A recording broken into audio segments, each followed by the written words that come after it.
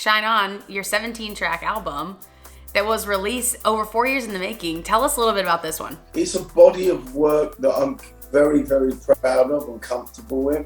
I think it's my best record I've done.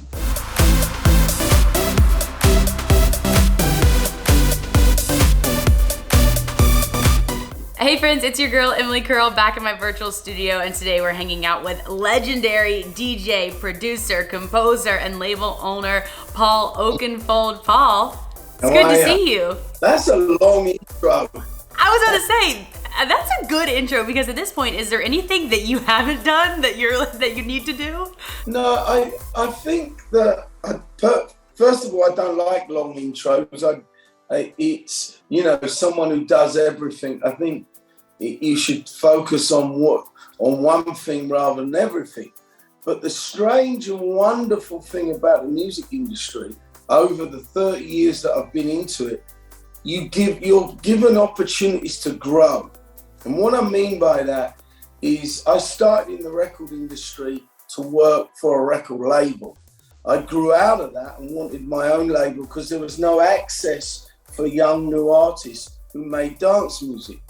And then I learned the studio, and suddenly I got asked to remix other people's music. And I think listening to what you just said then, it is, wow, I do a lot, but that's been over a long period of time. I think I've put the time in, which is a lot of time on various different projects, to kind of get that title. So to get that long intro, we love it. I'm a bit embarrassed that you said all these different things. Don't be embarrassed, you kidding me? I love it. It's fun. That's my job, to be your personal hype man. So it's fun for me. I mean, and you think about, you've had such a successful career. You just kind of listed a few things that you've done. Is there anything that strikes you as something that you're most proud of, or you look back on fondly, like, wow, I can't believe I did that in an industry that maybe didn't do that yet? Yeah, dance. We were told that dance music only lives in nightclubs, and I didn't agree with that. So from concerts on the base camp of Mount Everest to the Great Wall of China to dance music being featured in movies, games, commercials. We were an underground, and we are to a certain extent still underground, a community of people around the world that love dance music. But we were told by the industry outside of that that we should live in a certain place. Look, we were only recognised by the Brits, the British Music Award. Only a few years ago, we got our own category. And I've got to take my hat off to America and the Grammys, because they recognised dance music a long time before it was recognised in my home.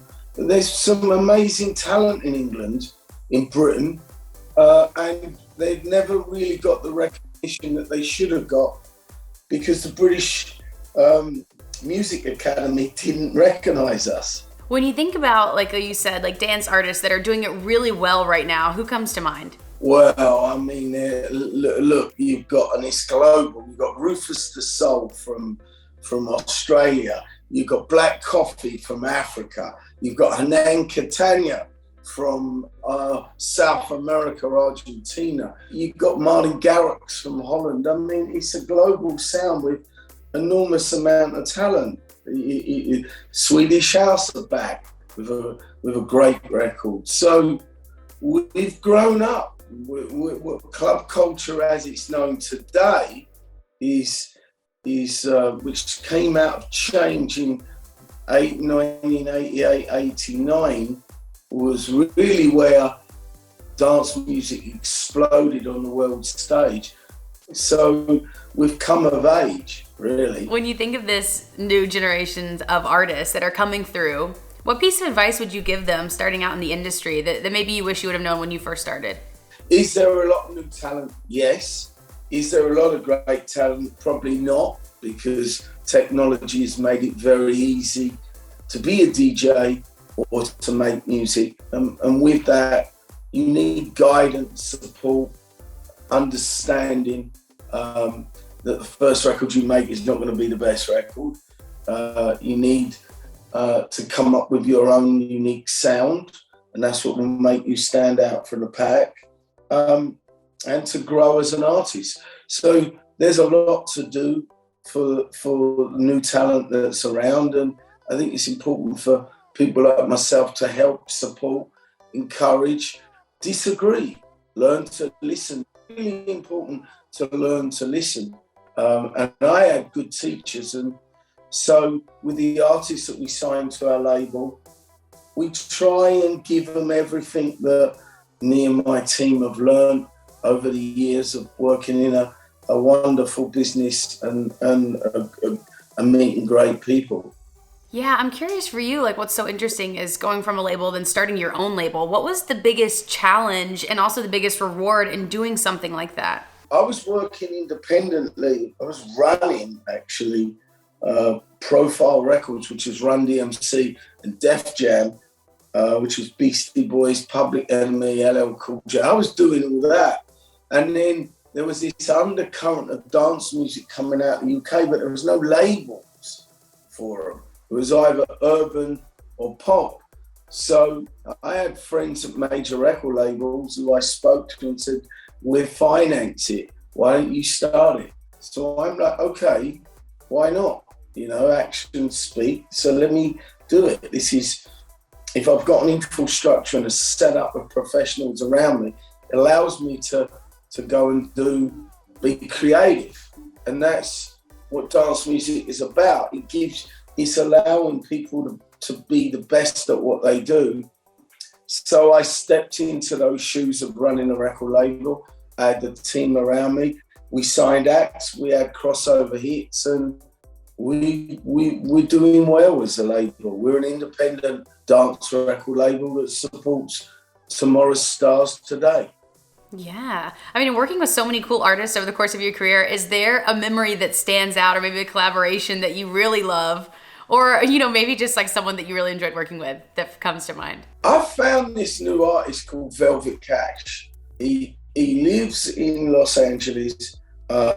He's young, fresh, great songwriter, and I'm excited for him and to be working with him and getting back to what I used to do, which was A&R, focusing on the development, songwriting, music at the basis of what it is. And what is that? It's making music. It's being in a creative space. And with the pandemic, I wasn't. I was making music either on my own or with people through Zoom and talking on the phone, and you'd never be with them. When I meet people and we're in the studio, let's just talk and hang out before we even do anything. What is the lyric? What's the song? Where's the melody? Where are we going to start with the instrumentation? Is it a piano or guitar? Or do you want me to put a rhythm down? All this is a process that's a creative process when you make music. And I miss that. So I'm really happy that we're back and I'm getting back to the roots of what I learned and what I do. Before we let you go, I also have to ask, Shine On, your 17-track album that was released over 4 years in the making. Tell us a little bit about this one. It's a body of work that I'm very, very proud of and comfortable with.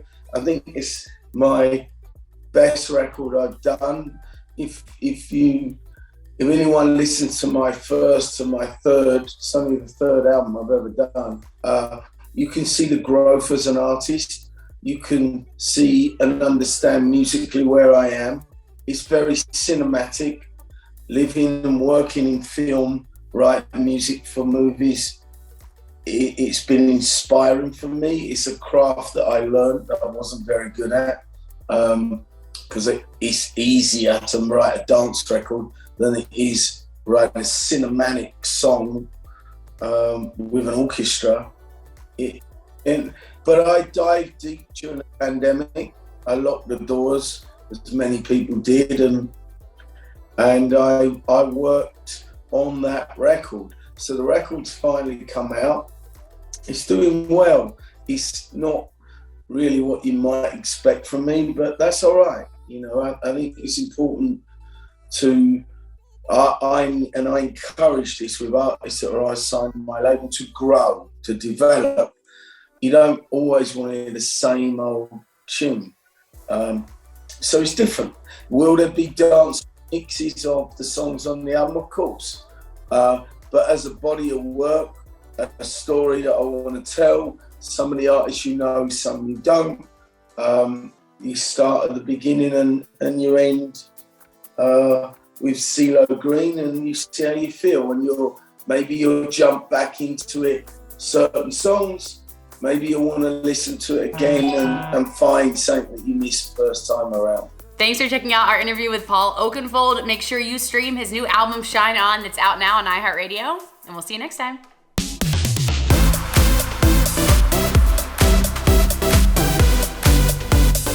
Hey guys, thanks so much for watching. Did you like that video? You can check out more over here. And don't forget to subscribe to iHeart right here. And if you're already a longtime fan, make sure you ring the bell down below so you don't miss a single video. Bye guys.